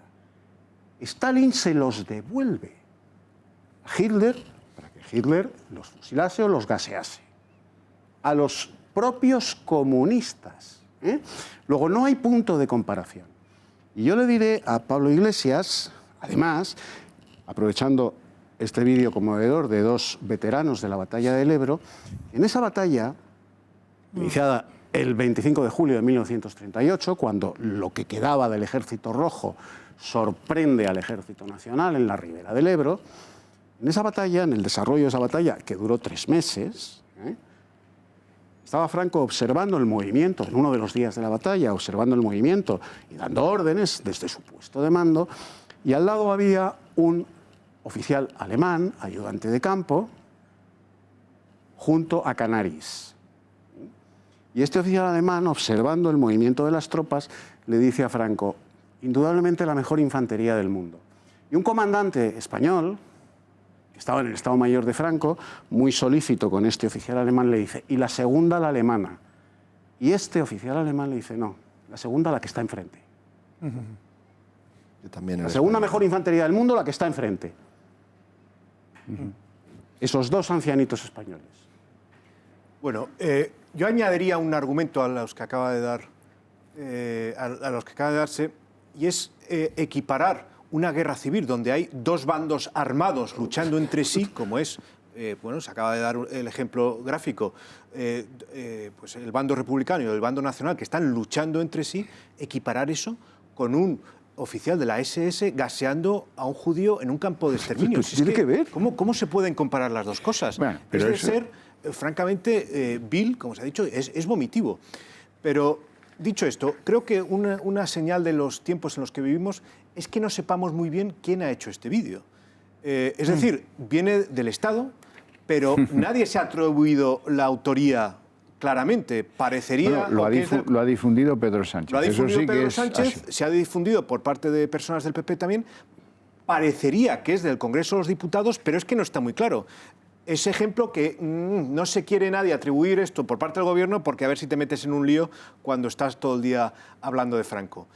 Y una cuestión añadida también, a mí, luego, el vídeo me parece fabuloso, por la historia que cuenta en términos muy simples de dos venerables ancianos hablando entre sí, hablando de sus familias, hablando de sus experiencias, habiendo luchado en bandos enfrentados hace 80 años, pero que eso se ha superado gracias a la Constitución y gracias a la reconciliación que hubo entre españoles. Y es precisamente lo que explica la reacción tan vil de Pablo Iglesias y de Monedero, porque ellos lo que no quieren es que en España deje de haber bandos. O sea, su política está basada en el odio. Está basada en la misma percepción del vídeo, o sea, dos combatientes están reconciliados, dos combatientes. Eso es. Y entonces resulta que los nietos... que no han vivido. Los nietos de esos dos combatientes que gracias a Dios no han vivido nada de eso, son los que están reabriendo las heridas. Para que se vuelvan a matar. Es una cosa. Para que se vuelvan a matar. Pero el maniqueísmo. Pero estamos locos. El maniqueísmo de Iglesias y Monedero no se traduce ya en la lectura, perdón la redundancia, maniquea y falsa de la guerra civil, sino precisamente en decidir que uno de esos ancianos es un tipo digno de odio y de desprecio. Claro. Es curioso porque incluso en la interpretación más maniquea de la guerra civil nadie sabe, esos dos ancianos que lucharon de jóvenes en la batalla del Ebro, nadie sabe, podían tener cada uno de ellos circunstancias muy diferentes. Podían ser cada uno de ellos, por ejemplo, uno podía ser falangista o ser alguien que reclutaron sencillamente porque estaba en zona nacional o luchar por su vida o no saber por qué luchaba, y el de enfrente podía ser lo mismo. Exactamente lo mismo, y son frecuentes las anécdotas de personas en la guerra civil que lucharon en los dos bandos. Mi padre contó una vez una anécdota, la cuento pocas veces, y él tampoco la contaba mucho, pero que es que mi padre no hizo una guerra, mi padre hizo dos. Y las dos de voluntario, Y en una de ellas se dio de bruces con mi padre, que era anticomunista, y yo soy más, se dio de bruces con un oficial soviético en Rusia, ¿no? Y claro, el oficial soviético, los oficiales llevaban pistola, mi padre no era oficial, con lo cual en el cuerpo a cuerpo inmediato mi padre estaba muerto. Ese oficial bajó la pistola y le pegó un tiro a mi padre. Le salvó la vida. Él nos lo dice, me salvó la vida. Un oficial soviético, en vez de matarme, me pegó un tiro en la cadera. ¿Por qué? Para salvarme la vida. ¿Por qué contaba eso mi padre? ¿Por qué esa generación que hizo la guerra y que hablaba muy poco de la guerra contaba a veces estas cosas? Porque nos quería transmitir que en la guerra, y yo tengo claro quién fue, yo tengo claro quién era el mal menor en esa terrible guerra, entre dos bandos que ninguno era demócrata, pero los combatientes en esa guerra se esforzaron en transmitirnos que en ambos lados había hombres y mujeres con ilusiones y con bondad en sus corazones. Indiscutiblemente. Yo, muy rápido, me gustaría hacer es que me ha sorprendido y no puedo dejar pasarlo, es que Pablo Iglesias critique la concordia. Es decir, que lo único que quiere es la confrontación. Me sorprende absolutamente eso. Y viene a reflexionar. Me encantaría ser el protagonista de un vídeo así, dentro de 80 años, con el problema hoy español, colocado resuelto en Cataluña, de unidad de España. Me encantaría. Resulta que a Pablo Iglesias no me gustaría ese vídeo. Claro. Bueno, volvamos a un asunto más mundano, porque resulta que antes decía yo que este gobierno acierta cuando rectifica, y ha habido este verano ha sido muy pródigo, la cosecha ha sido muy abundante. Las prostitutas, vean el BOE en el que aparece pues una decisión del Ministerio de Trabajo, Migraciones y Seguridad Social que da luz verde a la creación del Sindicato de Trabajadoras Sexuales. Entonces, prostitutas, bien. Esto aparece ahí, y lo que nadie puede imaginar es que la ministra de la materia, por no decir del ramo, que sería a lo mejor de difícil comprensión, pues entonces la ministra de la materia, doña Magdalena Valerio, dice que le han metido un gol por la escuadra y se pone hecha una furia. Vean. Para mí ha sido una sorpresa esta publicación. La persona que lleve esto en el Ministerio me tendrá que explicar por qué no se me hizo saber que este expediente estaba en tramitación. Ayer, cuando me enteré, el disgusto que me pillé ha sido de los más gordos que me he pillado a lo largo de mi vida profesional y política, y llevo ya un cierto rodaje. Y me pillé un disgusto muy gordo porque me parece que, sinceramente lo voy a decir, me han colado un gol por la escuadra. Yo me quedo con el disgusto que me pillé, ya con eso tengo bastante. Esto se acabó admitiendo la dimisión de la directora de trabajo, que se llama Pascual, se apellida Pascual, y que no tiene la culpa de nada, pero que bueno, aquí la han hecho pringar, porque siempre estas cosas en política las tiene que pagar alguien que generalmente suele ser pues el que menos culpa tiene. En cualquier caso, todo este lío, que es absurdo de arriba abajo, motivó que el propio presidente del gobierno, Pedro Sánchez, saliera a torear y a decir lo que él piensa de la prostitución. Lo vamos a oír. No lo vamos a oír, lo leo yo. Entonces, lo que dice el tuit de Sánchez, venga. El Ministerio de Trabajo, Migraciones y Seguridad Social ha iniciado ya el trámite de impugnación de la Organización de Trabajadoras Sexuales. La prostitución no es legal en España y este gobierno no dará respaldo a ninguna organización donde se recoja esta actividad ilícita. Y ahí bueno, ya se arma el gran desparrame de conceptos, de fondo, de prioridades políticas que hace que nadie entienda hacia dónde se dirigen los pasos de este gobierno. Bueno, yo además aquí tengo que añadiros algo que es una, digamos, contradicción de carácter personal, ¿no?, en la familia de los Sánchez, ¿no? Y es que digo yo que la prostitución no solo la ejercen mujeres, ¿no? Y está acreditado que en las saunas del suegro, Sabiniano Gómez, está acreditado judicialmente en una condena a un tipo que era concejal en Palma de Mallorca, que era del Partido Popular y que con dinero público se iba a las saunas, entre ellas a las de Sabiniano Gómez en Madrid. Una se llama Azul y la otra se llamaba Adán. Ya no son suyas, eso es cierto. Pero bueno, ahí lo que se dice es que eso no eran unas saunas donde uno va a tomar esa saludable manera de pasar el tiempo tan finesa, sino que a lo que va es a comprar sexo.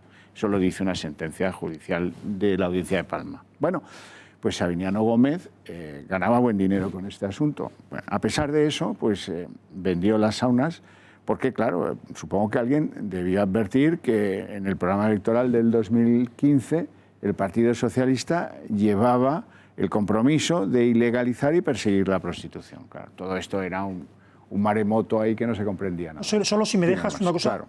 La prostitución en España no es legal ni ilegal. Ni ilegal. Es alegal. No, es alegal. Pero lo que sí es un delito en España es el proxenetismo. Sí, sí. Quiero decir que, y no digo que esto sea así, pero que es que don Sabiniano, en fin, podía aparentar que estuviera cometiendo, que se estuviera lucrando de la prostitución, lo cual sí tendría o habría tenido consecuencias penales. Sí, eso, don Sabiniano tiene tan mal expediente que eso es lo de menos, porque el problema suyo es aquel latino del que hablábamos antes, que murió electrocutado haciendo una chapuza en negro en una de esas saunas, y luego no quería el tío contribuir a la... Tenía 2 hijos, ¿cómo se llamaba el hombre? No me acuerdo. No recuerdo. Era latino, pero... Yo me acordaré. Era hispanoamericano. Sí que me gustaría añadir una cosa a este respecto, es lo infantil que se está volviendo la política. Digo eso porque ahora acaba de salir el Partido Socialista diciendo que se opone directamente y que va a anular todo tipo de prostitución. ¿De verdad? O sea, ¿vamos a ser tan infantiles que vamos a creer que se va a acabar esa situación? El oficio más viejo del mundo. O sea, ¿no? O lo regulamos o hacemos algo para poder llevarlo hacia adelante, porque va a existir, queramos o no queramos.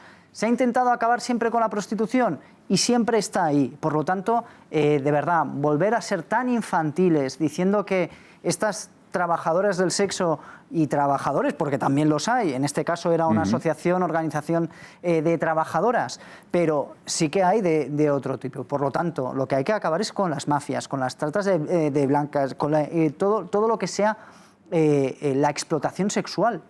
Pero, ojo, que es que hay una asociación de mujeres libres que se ha asociado para poder ejercer. Entonces, por favor, lo que no me cuadra es que el Partido Socialista es pro mujer, pro derechos de la mujer, para que puedan decir... Se define feminista.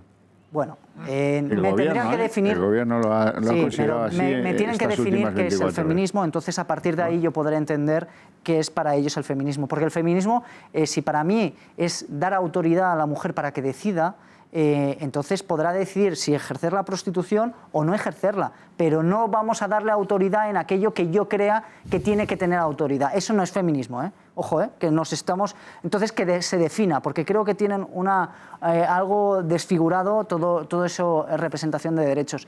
Lo único que quiero decir, y concluyo, es que me parece infantil por parte del gobierno que trate a la gente como si fueran unos irresponsables y que no puedan ejercer aquello que creen en libertad y que puedan decidir de manera propia. Bueno, pues es una de las paradojas que hemos visto en tan solo 3 meses, ¿no? Esta es una de las paradojas curiosas que se empatollan y se meten en unos berenjenales que son absolutamente de risa.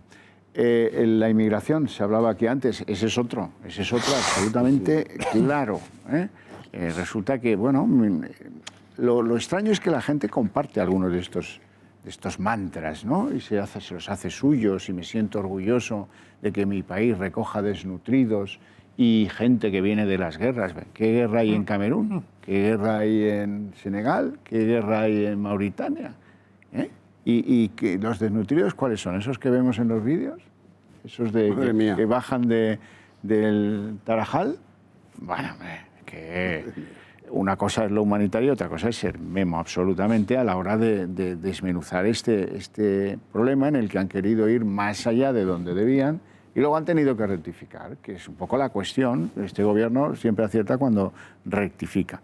Vamos a escuchar a la ministra Valerio, ahora sí podré decir del ramo, no pretendía nada raro, la ministra del ramo Valerio en la rectificación a propósito de la inmigración, que también es bastante gorda.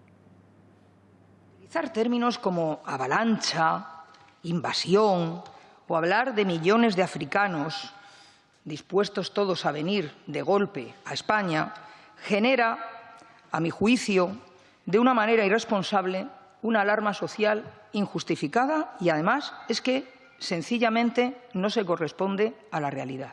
Teníamos 2.803 plazas de acogida. A día y hora de la fecha tenemos ya 4.210 y próximamente se van a abrir otras 1.149 plazas más. Claro, pero eso vaya usted y cuénteselo al que está veraneando en Motril, tomando el sol en la playa, y llega la lancha y empiezan a salir 10, 20, 30, 40, 50, 60, 100, 200, y ahora otra lancha, y ahora otra lancha, o en Cádiz, o en Almería, en Melilla, en tantos lugares, o en Melilla, por supuesto. Vamos a ver, no es la percepción, es la realidad, que la exageran en algunos números, cierto, en eso lleva razón. Pero ustedes han tenido que venir a un planteamiento, después del monumental error de abrir los puertos a la brava y en solitario, pues han tenido que venir a replantearse las cosas. Iban a quitar las concertinas, de las concertinas ya no se habla. Alguien recordó, oiga, es que la pusieron los socialistas, la concertina. Y, amigo, ya, esto ya, y volvemos a lo de antes. Como esto no es materia del Ferreras de turno, pues se olvida. Esto ya no habla nadie de esto, ¿no? Han dado unos datos que vienen a tranquilizar un poco. Sí, es verdad, se han doblado los que llegan por vía marítima, por decir algo, ¿no? Se han doblado, son 33.000, pero bueno, 33.000 tampoco es una barbaridad, con lo cual, bueno, olvídate. Bueno, es un buen resumen el que acaba de hacer. Quizá añadiría una cosa más, y es que cuando el Gobierno toma la decisión de aceptar el Aquarius aquí en España y corren todo tipo de personas a hacerse la foto con la llegada de los inmigrantes y después básicamente se olvidan de ellos y tiene que ser Cáritas, en particular la Iglesia, la que se ocupe de estos inmigrantes, bueno, pues al poco tiempo Pablo Casado, el presidente del Partido Popular, recién elegido, dice algo que yo creo que es de sentido común, como es que no puede haber papeles para todos. Y se le echa a todo el mundo encima. Y le empiezan a llamar xenófobo, racista, etcétera, etcétera. Y al cabo de escasamente unas semanas, resulta que por la vía de los hechos el Gobierno dice o hace exactamente algo que es consonante con eso, que es que aquí no puede haber papeles para todos, por supuesto que no. Y esto se lo dice alguien... Y devuelve en caliente a unos en la personas frontera. que han entrado en Ceuta a las bravas. Y que conste que yo soy muy pro inmigración. Yo creo que la inmigración es buena para España y en los últimos 20 años nos ha traído muchas cosas buenas. Pero tiene que ser una inmigración legal, regulada, donde la gente tenga papeles y donde haya un control. No puede ser que la gente entre en España tirando cal viva sobre los guardias civiles a las bravas y de manera tan violenta. Y es solamente cuando ha ocurrido que el Gobierno se ha... Estoy de acuerdo y participo de ese concepto suyo favorable a la inmigración, pero en cualquier caso no vamos a poder resolver el problema de África si no hacemos otras cosas. Otras cosas en África. Llamadas no otras cosas el problema en África y con los africanos y dejándoles que ellos en libertad performen su futuro. Lo que me pregunto es por qué somos tan solidarios con las crisis que viven países tan lejanos cultural y políticamente a España, y aquí no se oye ni mosca de la crisis humanitaria de Nicaragua o de la crisis humanitaria de Venezuela. Bueno, otra cosa vergonzosa de Sánchez que haya estado en Sudamérica y se haya negado a decir que Venezuela es una dictadura. Como ahí manda Zapatero, que es la casa común de la izquierda. Y Podemos, claro, y Podemos. Claro. Vergonzoso. Déjame añadir un par de cosas. Para entender lo que está sucediendo con la inmigración hay que entender lo que está sucediendo en Marruecos. Y la posición que ha adoptado Marruecos, que viene ya de meses atrás, respecto a la cuestión migratoria. La inmigración es hoy es uno de los ejes de la política exterior de Marruecos. Hay otra cuestión que tenemos que tener presente, y voy indicando hacia dónde me dirijo. La política migratoria no puede estar basada en reacciones emotivas, sentimentales y marcadas por los vaivenes de la opinión pública. Sin duda España tiene que hacer frente y tiene que asumir las obligaciones humanitarias que le corresponden, sin la menor duda. Y en esto además nadie puede dar lecciones al pueblo español, nadie. No hay pueblo más solidario, no hay pueblo que cuando hay una catástrofe humanitaria, donde sea, no salgan los Hércules cargados de cosas. Y en particular, permíteme aquí que diga una cosa que me toca más personalmente, nadie le puede dar lecciones de humanidad y de solidaridad a los melillenses y a los ceutíes. Nadie. Cuando ha habido tragedias en Lucemas, cuando se ha quemado el Monte Gurugú, no ha habido ciudades más solidarias que Ceuta y Melilla. No las ha habido. Ha habido guardias civiles que se han tirado al agua como estaban para sacar gente. Es decir, el problema que hay aquí no es un problema de que se vaya a resolver con aproximaciones afectivas y emotivas. No digo que no tenga que haber emociones. ¿Cómo no va a haber compasión y solidaridad? Claro que la tiene que haber. Pero tiene que haber un análisis frío de lo que sucede con los flujos migratorios. El tráfico de seres humanos es una industria que deja rendimientos similares a los del narcotráfico y en algunos casos superiores, que está vinculada con las políticas exteriores de los estados. Y desgraciadamente, durante mucho tiempo, a España, la falta de peso que España tenía en la Unión Europea, la han dejado sola en estas cuestiones. Nos vamos a una pequeña pausa de publicidad y en apenas un par de minutos estamos de vuelta.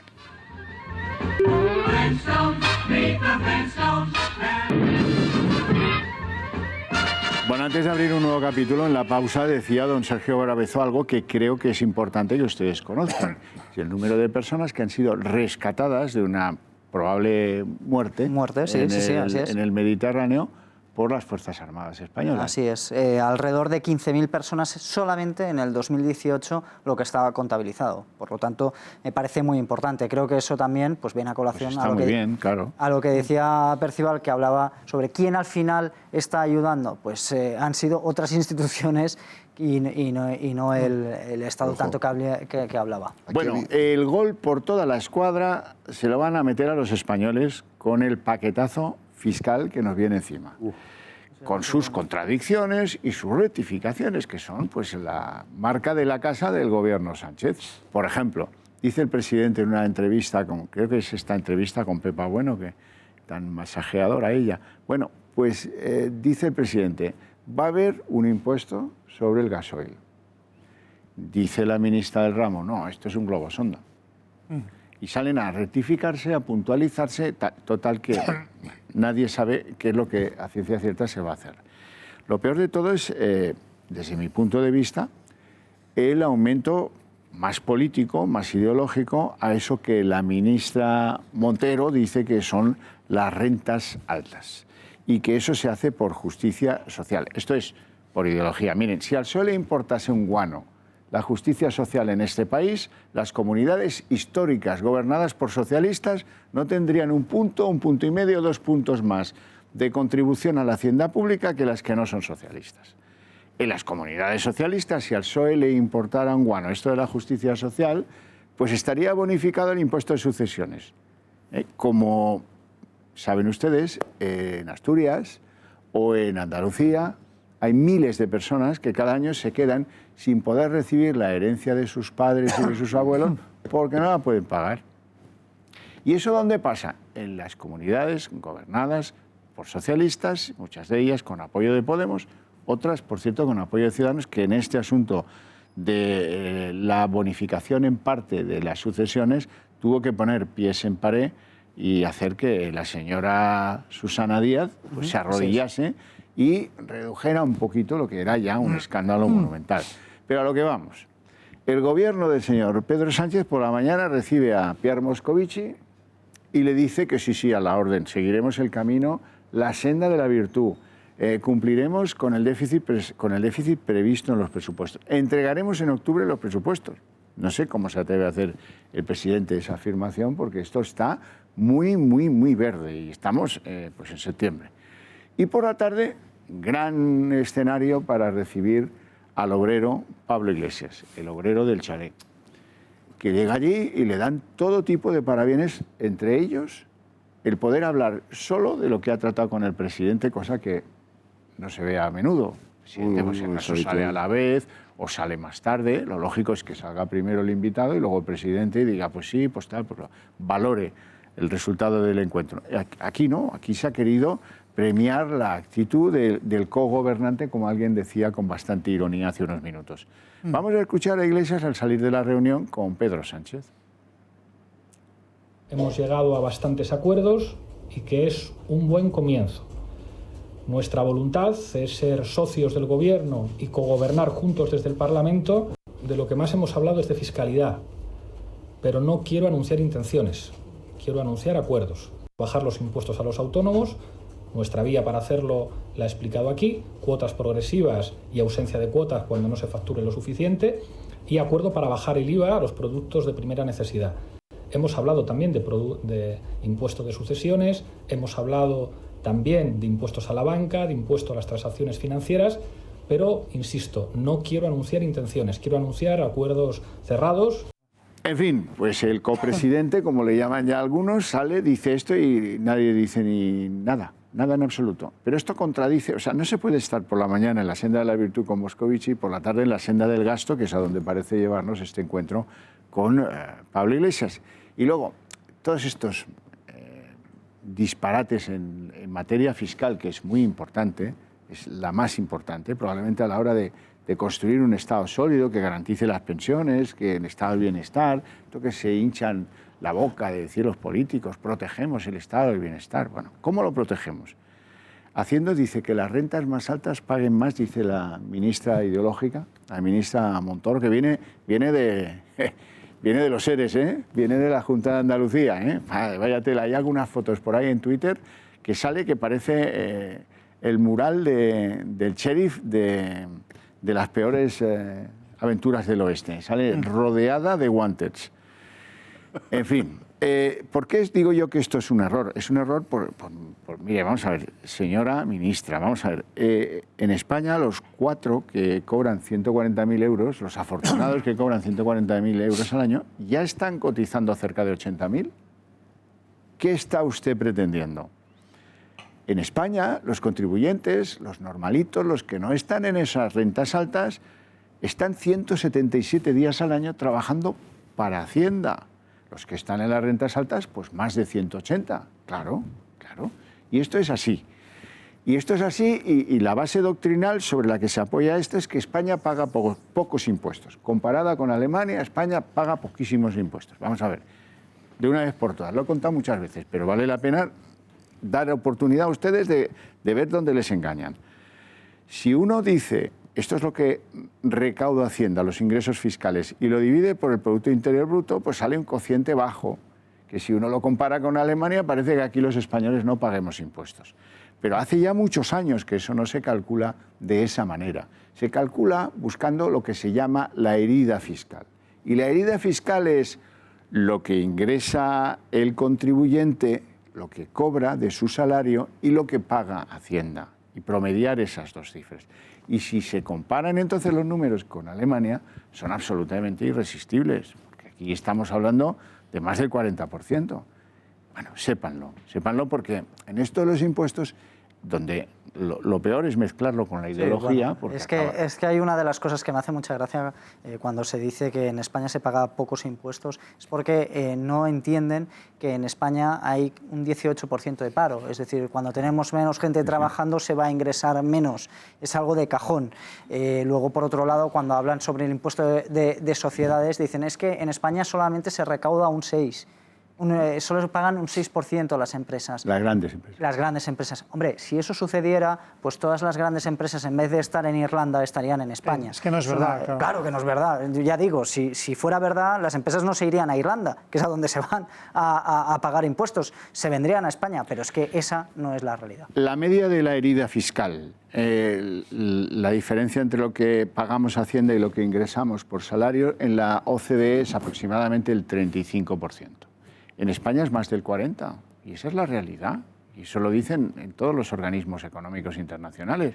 Ahora, aquí se quiere, pues como con los bancos y con todas estas cosas ideológicas, vamos a por los ricos, vamos a por las rentas más altas. El mantra es ese.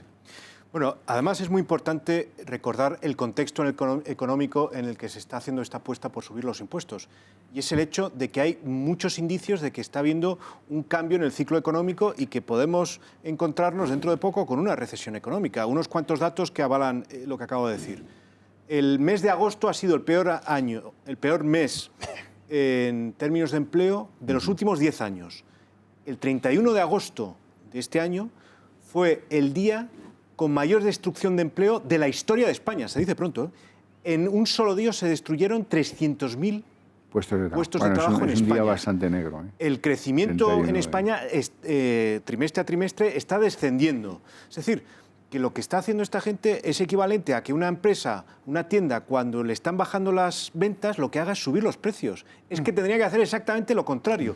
Con lo cual nos vamos a encontrar con la ley más estricta que existe en España, que es que cuando gobierna el Partido Socialista nos vamos a un 20% más de paro. Y si no, al tiempo que es que va, esto nos lleva exactamente a más del 20% del paro. Y luego, estas propuestas están basadas, en primer lugar, en una colección de mentiras, en el sentido de que el esfuerzo fiscal, que es lo que estaba definiendo antes el presentador, en España es más grande que en la mayoría de los países de Europa, pero es que además la parte de la recaudación fiscal progresiva que soportan las rentas más altas es mucho mayor que la que sucede en otros países de Europa. Pero es que, en segundo lugar, es la envidia como herramienta política. El problema no es que haya mucha gente que gane 140.000 euros o más. Ojalá hubiera muchísima más gente que gane 140.000 euros. Claro. En realidad, sí, lo que se está es dificultando que haya gente que gane eso, a quien se está, no solo se está, digamos, perjudicando a esa minoría que, bueno, que a lo mejor puede conseguir o sencillamente se puede desincentivar la contratación de directivos cualificados en España, lo cual no va a ser muy bueno para eso. Pero quienes están siendo perjudicados son precisamente las rentas más bajas. Son las personas que se benefician de que haya nuevos proyectos empresariales y nuevos... Eso desde luego, pero además es que eso es el chocolate del loro. Claro. Esta señora arranca diciendo, quiero obtener 20.000 millones de estos retoques a los impuestos. Yo creo que el sistema merece un replanteamiento que dure unos cuantos años y que sea un planteamiento serio y pausado de cómo es el horizonte fiscal, que está lleno de chapuzas, de trampas y de trampiñas.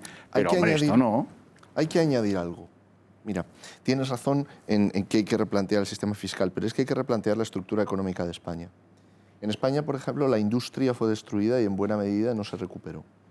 La idea que nosotros tenemos del estado de bienestar, por poner una expresión que puede ser clara, pivota sobre el peso del sector público, no pivota sobre el número de trabajadores, sobre la creación de puestos de trabajo. En España contratar es realmente caro. Y si tenemos en cuenta que no hay una diferencia entre contratar siendo una pyme o contratar siendo una gran empresa, tenemos como resultado que en situación de incertidumbre nos encontramos con el día 31 de agosto, porque nadie sabe lo que va a suceder. Durante mucho tiempo, España era un país donde pesos de industrias, donde la mano de obra se producía, se generaban puestos de trabajo, como en el caso de la industria, etcétera. Industria pesada, estoy pensando en la siderurgia y estoy pensando en el caso de las cuatro corbetas que se construyen para Arabia Saudí, eran muy importantes. Esto ha ido desapareciendo. Desgraciadamente, en España se cerraron astilleros, se cerraron siderurgias, se cerraron fábricas. España había tenido un modelo de crecimiento fundado en el trabajo y pasó a tener un modelo de crecimiento fundado en otro tipo de actividades, muchas de ellas intervenidas por el sector público. Entonces, la reflexión sobre el sistema fiscal tiene que ir vinculada a la reflexión sobre la estructura económica de España, sobre cómo genera España sus puestos de trabajo. Hablamos mucho del turismo. El turismo está generando un empleo que desgraciadamente es un empleo precario. No lo minusvaloro, no digo que no sea importante incluso el empleo precario. Claro que sí, para la persona que está en necesidad todo es necesario, todo es bueno, pero no es el óptimo de una sociedad. Una sociedad debe aspirar a algo mejor que a lo que se está creando, que es el precariado, que es un grupo social que depende para todo de la intervención de la administración pública de un modo, de una forma o de otra, y que por lo tanto tiene coartada su libertad. Déjeme decir también que a mí me preocupa todo lo que está pasando especialmente con el turismo, porque estamos viendo que en España es un turismo que comienza a tener unos trabajadores precarios, pero es que no tiene por qué ser así. Claro que no. Es decir, si vamos al turismo de mochilero, sí que vamos a ir a ese problema, a ese tipo de turismo. Si vamos a un turismo con mucho más nivel, que puede estar durante todo el año, recordemos que hay muchos turistas, especialmente en Oriente, que viajan en los meses de invierno en vez de viajar en los meses de verano. Eso lo podríamos aprovechar y no lo hacemos. Sí, pero creo Sergio, que nos equivocamos. Yo creo que la precarización afecta a toda la sociedad española en su conjunto. Bueno, porque hay una dualidad en el mercado de trabajo. Quiero que sepan una cosa. España, menos Portugal, porque no dan datos, están saliendo de su problema particular, es el país de Europa donde más se ha destruido la clase media. Y a partir de ahí háganse preguntas. Si el PSOE quiere, que vengan aquí al debate. ¿Cómo puedes dar por bueno que cualquier salario en España esté 177 días trabajando para Hacienda y no estar produciendo el declive absoluto de esa gran batería de energía para la democracia que ha sido en toda Europa las clases medias? Las clases medias están erosionadas por mil cosas y nadie las cuida. Y la confusión mental es que dice Pablo Iglesias, dice, no, porque los trabajadores, las clases medias, vamos a ser más claros. ¿Qué pasa? ¿Que los comerciantes no son trabajadores? El que es autónomo y es taxista no es un trabajador, entonces, ¿cómo es? Trabajador más maltratado de todos. Completamente atávicos, completamente pasados de moda. Mira, las clases medias se ven muy afectadas por la imposición al ahorro. Las clases medias se ven muy afectadas, los pensionistas los primeros, por los recibos, iba a decir los rejonazos de la luz, los recibos de la luz. El coste, 55% de cuyo coste son impuestos. Claro, y entonces resulta que sale la ministra del ramo en este caso energético, y silba, y esto va a durar, lo que va a durar. ¿Y qué piensas hacer?